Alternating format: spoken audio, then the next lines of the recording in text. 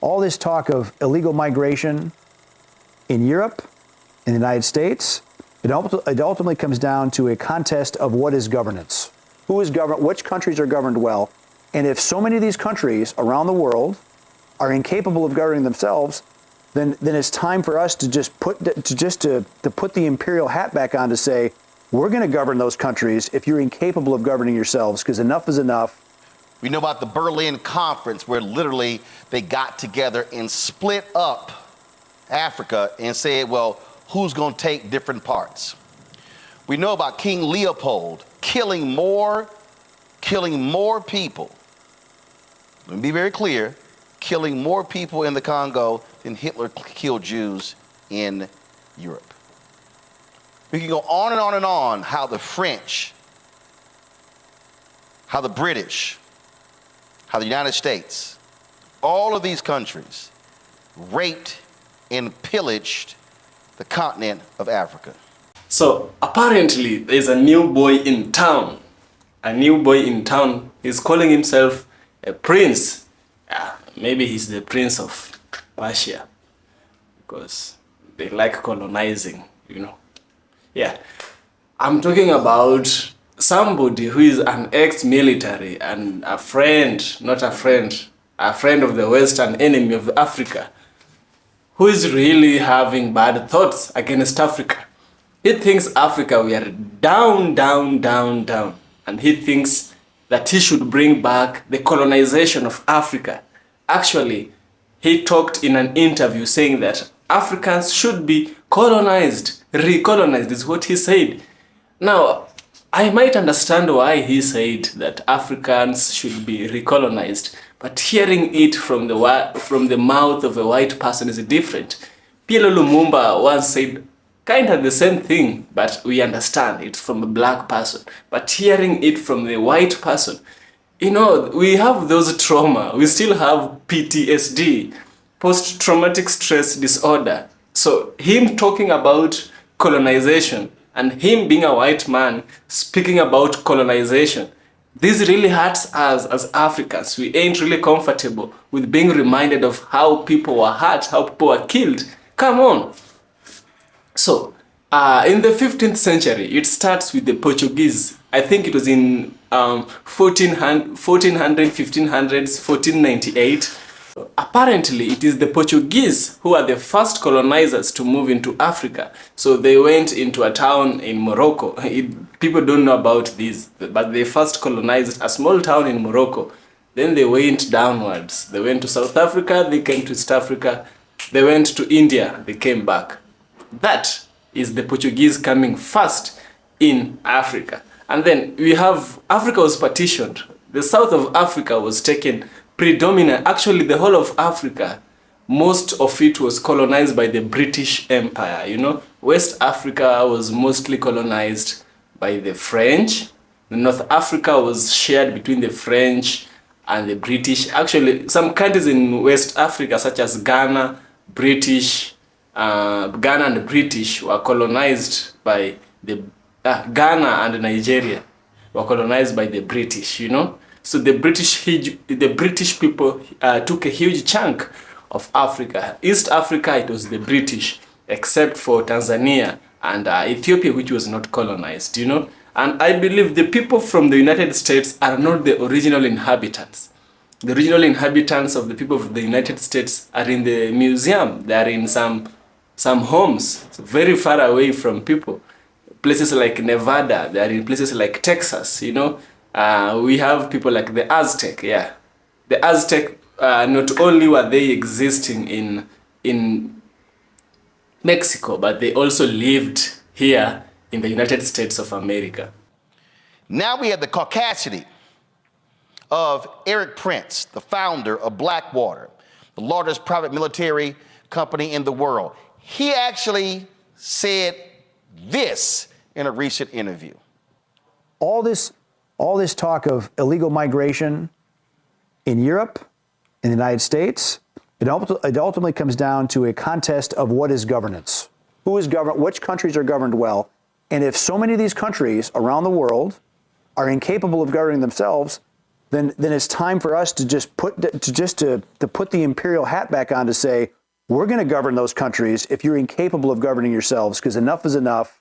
We're done being invaded. Because our own national security risk is at stake. Exactly. National security interests are at stake. You can say that about pretty much all of Africa. They're incapable of governing themselves and benefiting their citizens because the governments there are all about looting and pillaging and lining their pockets and going shopping in Paris instead of actually making their country better. People on the left land. are going to watch this. They're going to say, wait a minute, Erik Prince is talking about being a colonialist again. Absolutely. Yes. Enough. Because if you go to these countries and you see how they suffer under absolutely corrupt, made-up governments that are just criminal syndicates, the people of Africa, the people of Latin America, a lot of them deserve better. Now, some countries are really getting it together. Look at what El Salvador did. Bukele, murder capital of Latin America, he said, no more. Now El Salvador is safer than Prince William County. And he took just all south the, of Washington, D.C. He put all the drug cartel MS-13 guys leaders in prison. Ecuador, about to do the same thing. New president there. The previous presidential candidate had been assassinated, but new guy gets elected. He announces he's contracted with the same building contractor that they built the prisons in El Salvador, going to build them in Ecuador. The prisoners there, the cartels revolt and try to take over the capital in Ecuador a couple weeks ago. So it's not all bad. There's some great governance. Argentina. I like at Argentina. God bless Milei. I mean, yes. So, but the countries that cannot fix themselves, particularly in Africa, the worst, it's time to think about other governance options because they are clearly not capable of self-government. So this man, Erik Prince, is very audacious. In these modern days and time, somebody is still thinking of colonizing Africa. How much muscle effort does he think he got to recolonize Africa? How much muscle does he have? If our ancestors, with all that native technology, resisted, some white people were killed. They were unalived, you know. Some white people were unalived. Ethiopia defeated the Italians in what is famally called the Battle of Adwa, which was being led by Menelik II. Italy was finished. They never colonized Ethiopia. We have countries like Tanzania, the Majimaji rebellion stood against the Germans.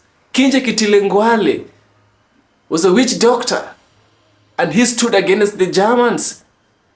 Even though the Germans won, but he did his part. Now, does this brother think he can come to Africa, recolonize Africa in this modern day and time? The audacity. The audacity. The audacity. The audacity. But wait, it's very possible. It's very, very possible. And here's why it is possible. Remember, we have puppet presidents. Remember that. As long as the head of state has accepted, it means that the armed forces has accepted. You know, countries like Ghana. The other day we saw the president of Ghana, Nana Akufo-Addo, telling on Burkina Faso, Mali, and Niger to the people of the United States. It's like the people of the United States, it is the people of the US government are his masters. He is a master of Ghana, but he has also other masters. So, one thing that we should know is that the colonizer, or whichever person who is wanting to colonize Africa, Erik Prince, is saying he's not insane. He knows what he's saying. He knows exactly the history of Africa, and he wants to repeat that history. He wants to repeat that history because he has found a loop. He's found an opportunity for him to repeat these opportunities or these weaknesses have been put by our African leaders. The African leaders we have are relying so much on the Western countries. They're relying so much on the Western countries. It's like the Western countries are virtually controlling Africa from their end. And so he wants to come here physically, you know. It's possible he comes to Africa and colonize Africa because of the presidents. But I don't know how it will be with the citizens. Perhaps one day he makes it. Because anything is always possible, you know?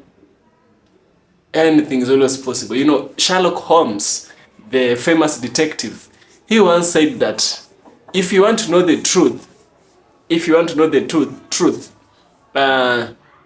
remove the impossibilities. Totally remove the impossibilities.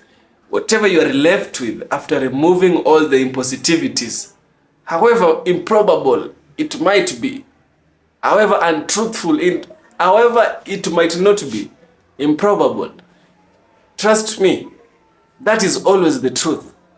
That is always the truth. This person is saying this because he has learned something. He's learned some weaknesses that African leaders are having. You know, he's learned this and now he wants to put it down on Africans, you know.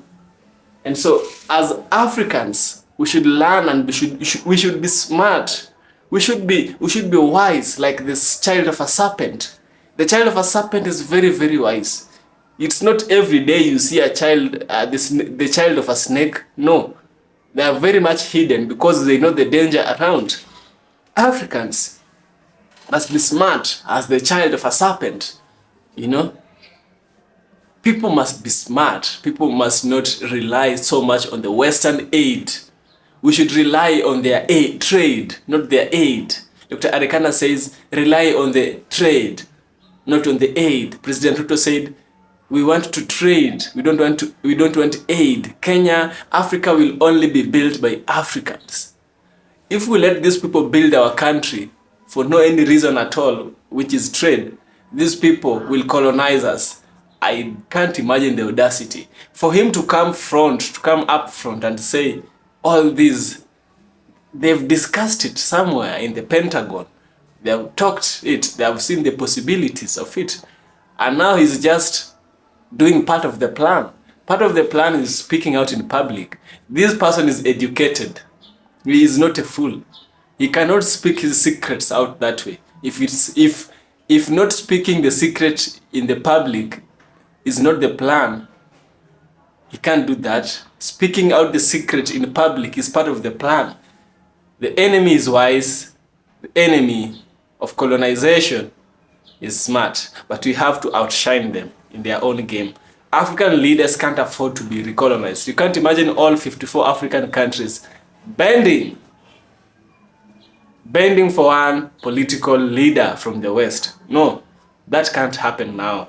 You know, no. Actually, my opinion about the Wagner group in Burkina Faso that Nana Akufo-Addo was reporting is that it's true, those people are very violent. The Wagner group is very violent. First of all, it is a group of, jail people, convicts. It is a group of convicts, people who have done the worst crimes in Russia are recruited over there, you know. These people don't have any remorse at all. They're animals, you know. And so me having them in Africa, in as much as we trust Russia, no. To me, it's still a no. So let's dive into the video and see what's happening. Africans, it's time we realize who we are in this face of the earth and we act accordingly. Let's stop anything that might hinder, that might be a threat to us, you know. Let's hinder anything that might bring an end to our freedom. And this starts with our leaders. We should elect the right leaders. Africans should just elect the right leaders. I'm not being political, but I'm being African, you know. The leaders we elect will determine how much freedom we will enjoy and how we will enjoy the freedom that we got. The things that we see happening right now is because the colonizer mindset has watched over Africa, and I've seen indeed I can penetrate this place and act like I have to, and act like they know they'll say anything, but they'll be taken nowhere, you know. They feel like they're almighty, they are untouchable, but that's not the case. Africans should stand up, and Africans should call out these leaders. They should be called out. and told you are making a mistake and this is your last warning. Make the right thing for the Africans. Africans elected you to serve them. We elected these presidents to serve us, not us to serve them, or them to serve their other masters. If they wanted to serve their masters would have come here and elected them. But it is us who elected them. So they are subject to us. We are not subject to them. That's a lot of things. That's something that many Africans don't know, but it's the truth. It's the entire truth. Yep. So that's all for today. I hope you enjoyed this video. If you like whatever you are watching, if you like the content I bring you, kindly do subscribe.